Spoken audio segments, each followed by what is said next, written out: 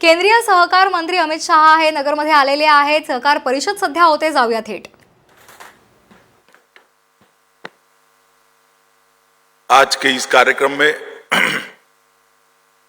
मेरे साथ मंच पर उपस्थित महाराष्ट्र के पूर्व मुख्यमंत्री और विपक्ष के नेता श्रीमान देवेंद्र फडणवीस जी, मेरे मित्र और महाराष्ट्र प्रदेश भारतीय जनता पार्टी के अध्यक्ष आमदार श्री चंद्रकांत दादा पाटिल जी, श्रीमान Rao Saheb Danve Patil ji, Shri Bhagwat Karad ji, Maharashtra sugar mill association के अध्यक्ष श्री जयप्रकाश दांडेकर जी, अध्यक्ष महाराष्ट्र सहकारी bank state cooperative bank Shri Vidyadhar Anaskar ji, आज जिनके निमंत्रण पर मैं आज आप लोगों के दर्शन करने के लिए मुझे मौका मिला है, ऐसे हमारे श्री राधाकृष्ण विखे पाटिल जी,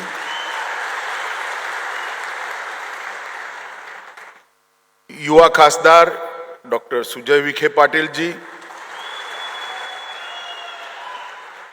श्री राजेंद्र जी, अर्जुन मुंडे जी, श्री महेंद्र गंदे जी और आज इस पवित्र भूमि पर उपस्थित सहकारिता परिषद में आए हुए मेरे प्यारे भाइयों बहनों माताओं, आप सभी को मेरा नमस्कार। आज मेरे लिए बहुत हर्ष का विषय है कि जिस भूमि से पूरे देश में स्वराज का नाद बुलंद किया था छत्रपति शिवाजी महाराज ने और हिंदवी स्वराज की स्थापना की, वो पवित्र भूमि पर आज मैं आप लोगों के सामने उपस्थित हूं। शिवाजी महाराज ने हिंदवी स्वराज की जो घोषणा की, जो लक्ष्य रखा और उसकी प्राप्ति की, उसने सालों सालों तक भारत के अंदर स्वराज, स्वधर्म और स्वभाषा, ये तीनों की एक मजबूत नींव डालने का काम किया, जिस पर आज हमारा देश एक मजबूत इमारत बनकर खड़ा है। इस भूमि पर आया हूं, सबसे पहले मैं छत्रपति शिवाजी महाराज की पुण्य स्मृति को विनम्रता पूर्वक प्रणाम कर मेरी बात शुरू करना चाहता हूं। यही भूमि संत ज्ञानेश्वर महाराज का भूमि है, जिन्होंने ऐसे समय में भक्ति आंदोलन की शुरुआत की जब देश को सबसे ज्यादा इसकी जरूरत थी। ज्ञानेश्वर महाराज ने पसायदान लिखकर विश्व कल्याण की कामना की और स्वधर्म को फिर से मजबूत करने का काम ज्ञानेश्वर महाराज ने किया। यह भूमि साईं बाबा की भूमि है। श्रद्धा और सबूरी, श्रद्धा और धैर्य, ये दो चीजें इन्होंने मानव जीवन में कठिन से कठिन समय को पारित करने के लिए कितनी उपयोगी है, इसको पूरी दुनिया को सिखाने का काम किया। पूरी दुनिया को सर्वधर्म समभाव और विश्व बंधुत्व की भावना समझाने का अपनी कृति से अगर किसी ने काम किया तो साईं बाबा ने किया। इनकी भी पुण्य स्मृति को मैं प्रणाम करना चाहता हूं। मित्रों, आज मैं यहां आया हूं तब ये भूमि, ये पूरे देश भर में सहकारिता के लिए काशी जितनी पवित्र भूमि है। यह भूमि ये है जहां पर सहकारिता की नींव डालने का काम पद्मश्री विखे पाटिल जी ने किया। और मैं आज पूरी प्रदर्शनी देखकर आया, मैंने देखा उस जमाने के अंदर गाडगिल साहब, विखे पाटिल साहब, सबने किस प्रकार से कितनी कठिनाइयों का सामना करते हुए ये आंदोलन को गति देने का काम किया होगा। मैं आज यहां आया हूं तब मैं इतना जरूर कहना चाहता हूं कि देश भर के सहकारिता आंदोलन के लोगों को एक बार इस भूमि की मिट्टी को माथे लगाना चाहिए, जिससे अपने आप को हम सहकारिता से समझें। हमारे यहां गुजरात में भी बहुत अच्छा सहकारी आंदोलन चला। वनकुट भाई मेहता की प्रेरणा और त्रिभुवनदास पटेल ने जो नींव डाला, आज अमूल पूरे दुनिया के अंदर सहकारिता का सबसे सफल मॉडल बनकर रहा है, जिसके अंदर हर रोज 36 लाख माताएं, बहनें, बेटियां अपना दूध भरकर अपना जीवन निर्वाह कर रही है। 50,000 करोड़ से ज्यादा टर्नओवर करने वाली एक कोऑपरेटिव गुजरात के अंदर बनी, और ये भूमि में ही एक नए प्रकार की शुरुआत पद्मश्री विखे पाटिल ने करी, और इसी के कारण आज देश के अंदर सहकारिता आंदोलन यहां पर खड़ा हुआ दिखाई पड़ता है। विठ्ठलराव पाटिल, धनंजयराव गाडगिल और वैंकुट भाई मेहता ने जो आदर्श सहकारिता के स्थापित किए थे, सभी लोगों ने कहा सहकारी आंदोलन दिक्कत में, इसको मदद की जरूरत है। मैं इसमें सहमत हूं। इसको मदद करने के लिए ही मोदी जी ने सहकारिता मंत्रालय बनाया है। आजादी के 75 साल तक किसी को सहकारिता मंत्रालय बनाने का सोच नहीं आया।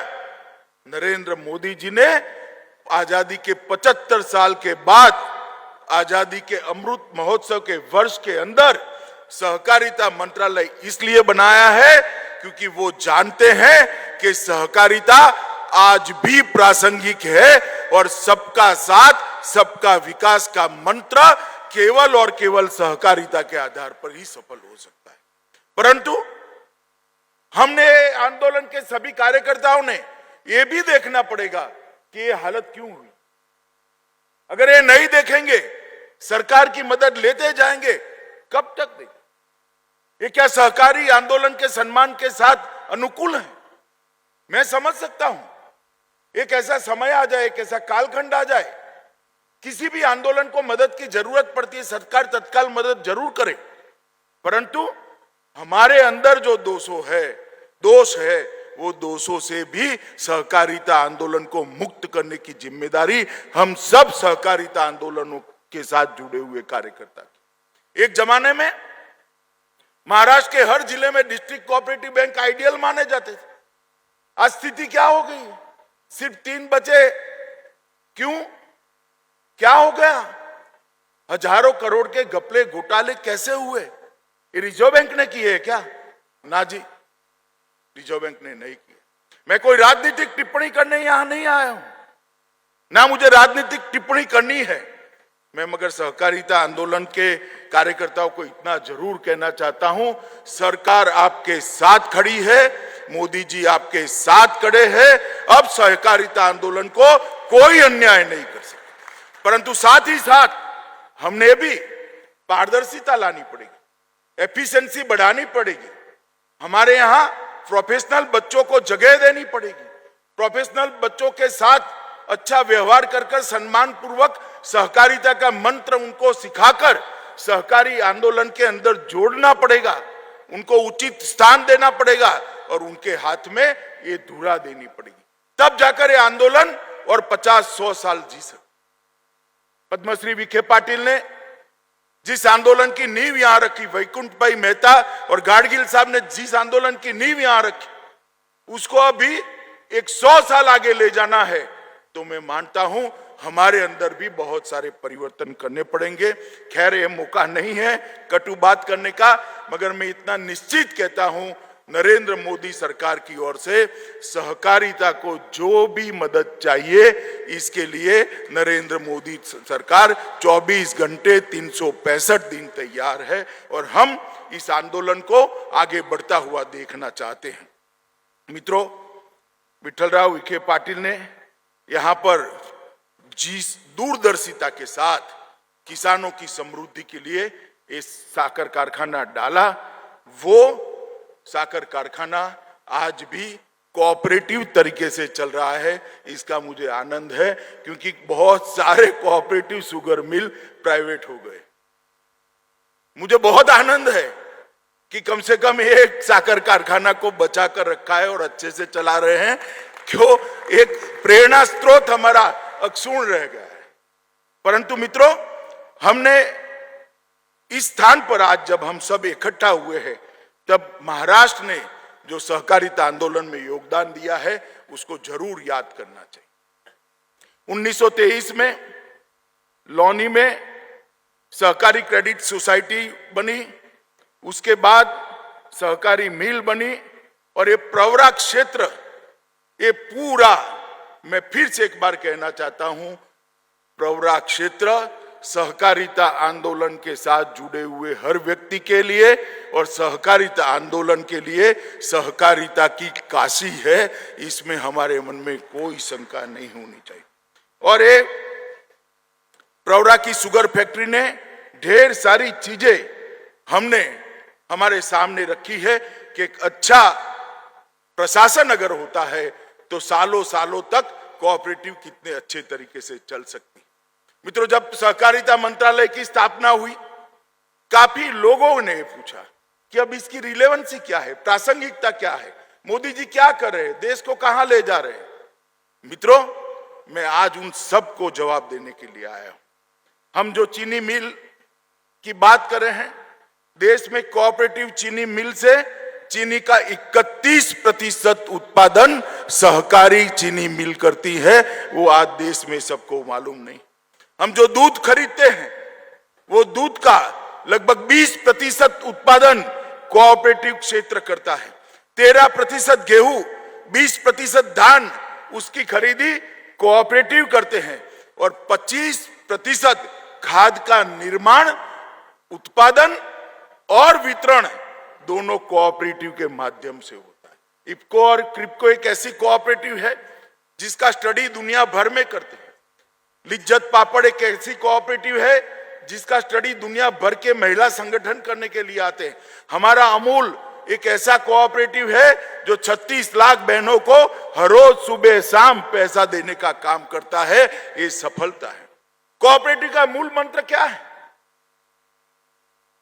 कोऑपरेटिव का मूल मंत्र है कि एक बात सही है, हम में आर्थिक क्षमता इतनी नहीं है, आर्थिक क्षमता हमारी कम है, बहुत कम है शायद, उत्पाद करने के लिए, फैक्ट्री लगाने के लिए, फैक्ट्री चलाने के लिए, मार्केटिंग करने के लिए, मगर हमारी संख्या बहुत बड़ी है। आर्थिक क्षमता कम है, संख्या बहुत बड़ी है।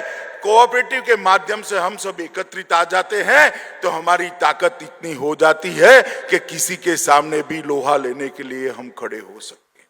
और इसी मंत्र के आधार पर आज तक देश भर में कोऑपरेटिव चला है। मित्रों, जब से देश में नरेंद्र मोदी जी की सरकार बनी, चीनी मिलों की समस्याओं को बड़े ढंग से स्टडी किया गया और एक के बाद एक उसको सुलझाया गया। मैं कोई आगे की सरकारों पर टिप्पणी करना नहीं चाहता था, मगर मैं इतना जरूर कहना चाहता हूं कि रॉ शुगर पर इंपोर्ट ड्यूटी डालने का काम नरेंद्र मोदी जी ने किया था, क्योंकि रॉ शुगर पर इंपोर्ट करने में हमारे किसी मंत्री का कोई लेन देन नहीं था।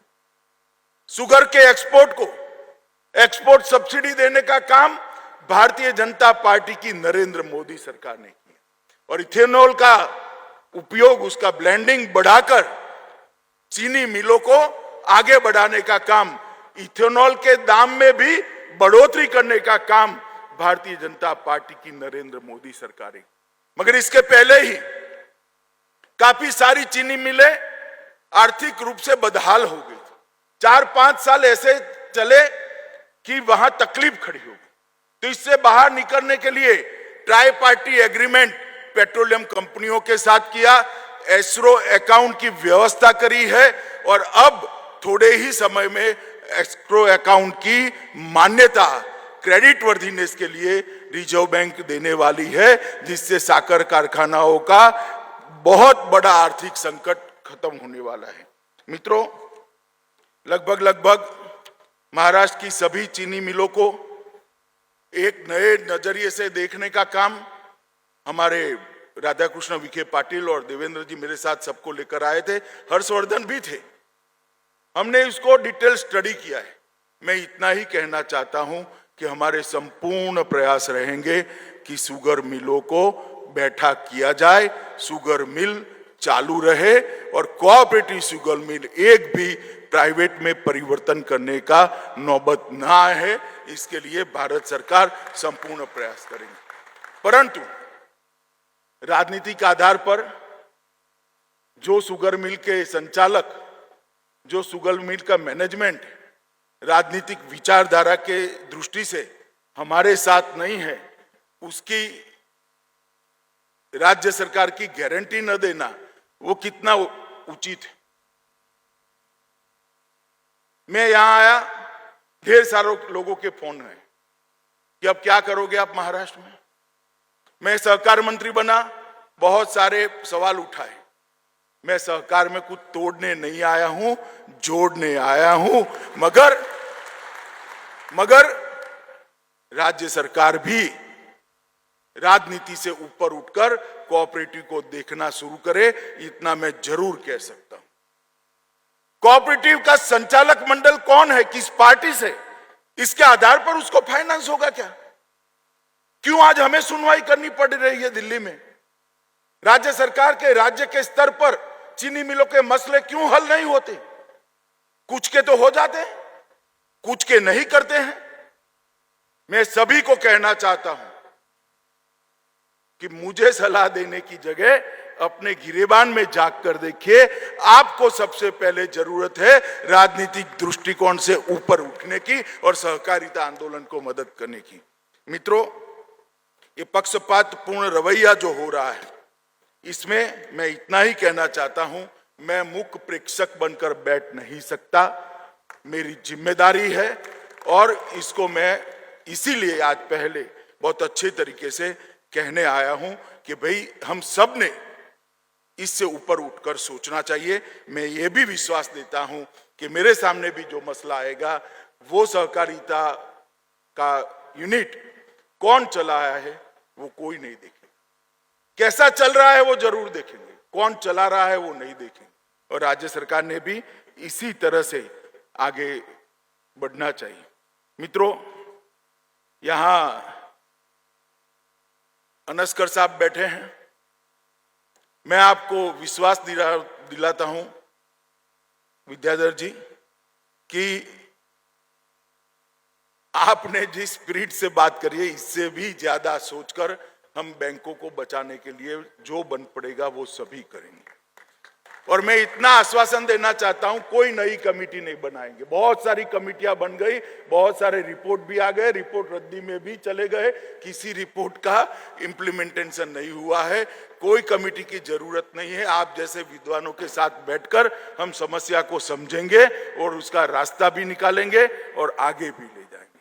मित्रों, कोऑपरेटिव चाहे फाइनेंस के क्षेत्र में हो, चीनी मिल के क्षेत्र में हो, दूध के क्षेत्र में हो, उर्वरक के खाद के क्षेत्र में हो, चाहे वितरण के क्षेत्र में हो, चाहे मार्केटिंग के क्षेत्र में, आज के समय के अनुकूल उसको बनाना पड़ेगा। हमारी पद्धतियों को, हमारे एडमिनिस्ट्रेशन को मॉडर्नाइज करना पड़ेगा, कंप्यूटराइजेशन करना पड़ेगा।